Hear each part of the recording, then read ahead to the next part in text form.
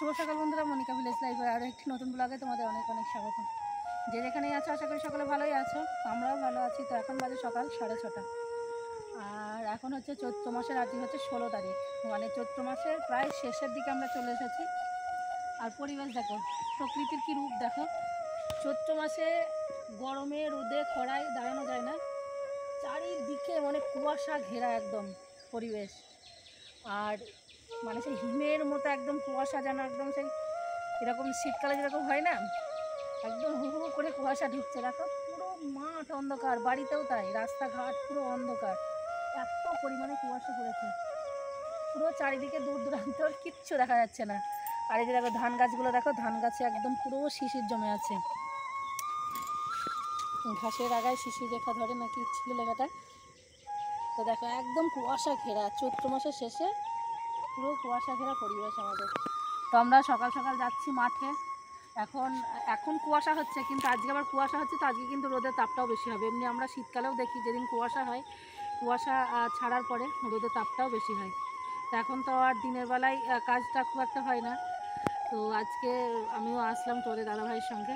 তো সকাল সকাল ও তো কাজ করবে, আর আমি তো পারি না কিছুই, যদি একটু হেল্প করতে পারি, কি ওর সঙ্গে একটু সঙ্গ দেবো, একটু বসে থাকলে ও কাজটা ভালো করতে পারে। তো সেই জন্য সকাল সকাল চলে আসলাম মাঠে।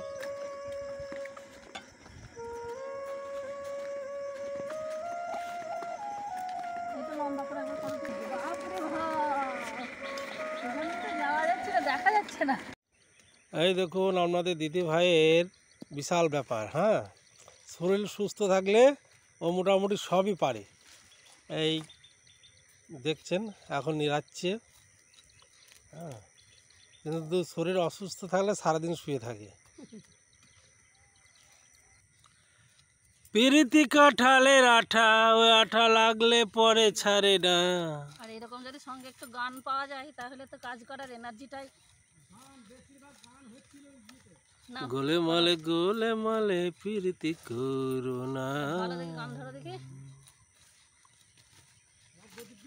এ বাবা, তুমি তখন কোথায় ছিলে? হ্যাঁ, আমি ওর আগেই ছিলাম। তুমি তাহলে মহাকালে ছিলে? আরে ছি ছি ছি, আমরা সারা রাত মহাকালে, আমরা 4টের সময় মহাকাল থেকে বেরিয়েছি। আমরা ও ভোরবেলা বাড়ি আসলাম।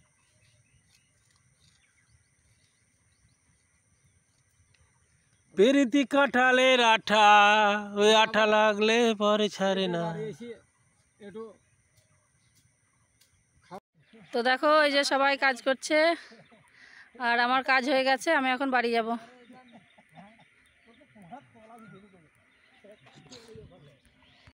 বাপরে, সকালে এত কুয়াশা, যখন আসলাম তখন পুরো আস্তে আস্তে গাটা ভিজে গেছিলো, কিন্তু তার 1 ঘন্টার মধ্যেই মানে একদম বললাম না, কুয়াশা ভাঙা রোদ, মানে সেই রোদের তেজ হয় বিশাল।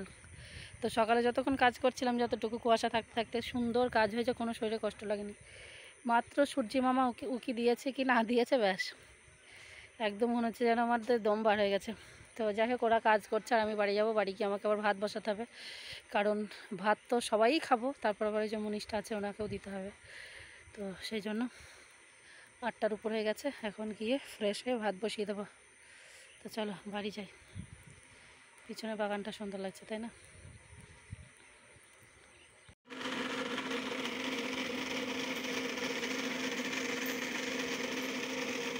এইখানে মাঠে ঢুকলি নিস, এই গাছটা ওপরে ওপরে ওপরে ওপরে যাও, ওপরে ওই দেখো।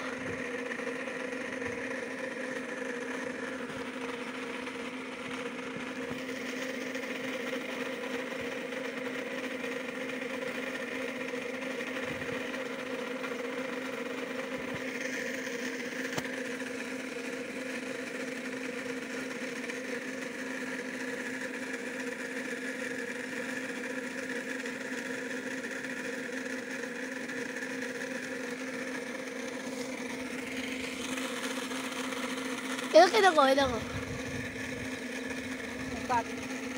তো দেখো মাঠ থেকে এসেই রান্না বসিয়ে দিয়েছি, আর প্রচণ্ড রোদের তাপ, প্রচণ্ড গরম পড়েছে। তো এদিকে ভাতটা ফুটে গেছে, ভাতটা হচ্ছে, যে ভাত ফুটে গেছে, ভাত হচ্ছে। আর এই যে এখানে দেখো, আর আমি এখন একটু টিফিন করলাম, ছাতু মুড়ি খেলাম।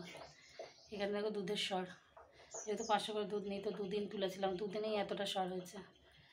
তো সরটাকে এখন আমি ঘষে মানে মাখনটা বার করে নেব, কারণ এখন এত গরম তো, আর আমার ফ্রিজটা যেহেতু খারাপ, ফ্রিজে থাকলে কি অনেক দিন জমি অনেকটা বেশি করে করা যায়, আর এত গরম তো একদিন দুদিনের বেশি রাখা যাবে না, দুদিনের বেশি। তো এটাকে ঘষে ভাতের আঁচ মানে শেষে যখন সব রান্নাবান্না কমপ্লিট হয়ে যাবে, যখন আঁচটা একটু কমে যাবে, বেশি আঁচে দিলে পুড়ে যাবে, তখন ঘিটা জাল দিয়ে নেব। তো এইটুকু বাটিতে ইয়ে করা যাবে না, আমি এটা একটা বড়ো বাটিতে ট্রান্সফার করে নেব।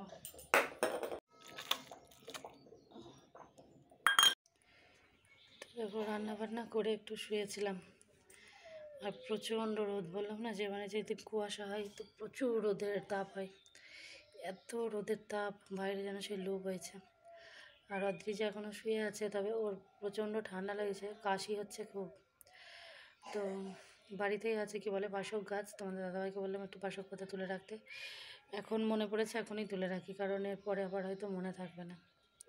তো রান্নাবান্নার কিছু শেয়ার করতে পারিনি, কারণ মন মেজাজ খুব একটা ভালো নেই, খুব খারাপ, আসলে মন খারাপ। রান্না করছিলাম, রান্না করতে করতে অদ্রিজার তো ছুটি, আর অদ্রিজা খেলা করছিল সব বাচ্চা টাচ্চা, আমাদের বাড়ির একজন আছে, তো খেলতে খেলতে ওদের মধ্যে সব ঝগড়াঝাটি মারপিট হয়, সেই নিয়ে সব আমাদেরও ঝগড়াঝাটি হয়ে যায়। তো সেই সব নিয়ে মন খারাপ ঠিক নয়, মানে ভালো লাগছে না আর কি, তো সেই জন্যই আর কিছু শেয়ার করতে পারিনি রান্নাবান্না। তো রান্নাবান্না করে আমরা খাওয়া দাওয়া করে শুয়েছিলাম, আর এখন চলো দুপুরে খাওয়া দাওয়া করবো। তো কিসে রান্না করেছি শেয়ার করা হয়নি, বেশি কিছু করিনি, যে বললাম না মনটাই খারাপ হয়ে গেল, ঝগড়াঝাটি হলে ভালো লাগে না, যে মনটাই যেন একটা খারাপ হয়ে যায়, আর আগের মতোই হয় অনেক কিছু, কিন্তু পরে একটা খারাপ। তো যাই হোক চলো শেয়ার করি তোমাদের সঙ্গে কী কী রান্না করলাম। চলো, বিড়ালের উৎপাতের জন্য কত কী করে রাখতে হয় আমাদের। আজকে মাছ হয়নি, কিন্তু তবু রাখতে হচ্ছে, কারণ কি বলো তো, অল্প একটু ছোট মাছ ছিল, পুঁটি মাছ, তো এই যে তরকারিটার মধ্যে দিয়েছি। তো বিড়ালের এতটাই উৎপাত, এসে আবার এটাই হয়তো হাটকে খেয়ে নেবে। আর করেছে যে দেখো ডিমের অমলেট করে একটা ছোট্ট করে রসা করেছি, আর কিছুই করিনি। আর এখানে করেছিলাম একটু আমের চাটনি, তো আমের চাটনিটা যে গুড় দিয়ে করেছে, এই জন্য কালারটা এরকম এসছে। অদ্রিজা আবার খাবে কি জানি না, ও আমের চাটনি খেতে ভালোবাসে, কিন্তু গুড় দিয়েছি তো জানি না খাবে কি। তো এতটুকুই রান্না, বেশি কিছু আর করিনি, বললাম না মন মেজাজ ভালো। এই দইটা নিয়ে এসো তো, দই আছে ওই এইটার ভেতর, ওই শোকেসে কাচের মধ্যে, ওই হটপটের মধ্যে আগা। তো দেখো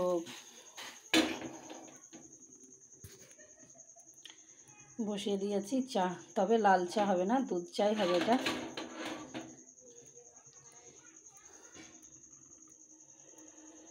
আর এখানে দুধটা ছিল লাল চা, হয়ে গেল দুধ চা।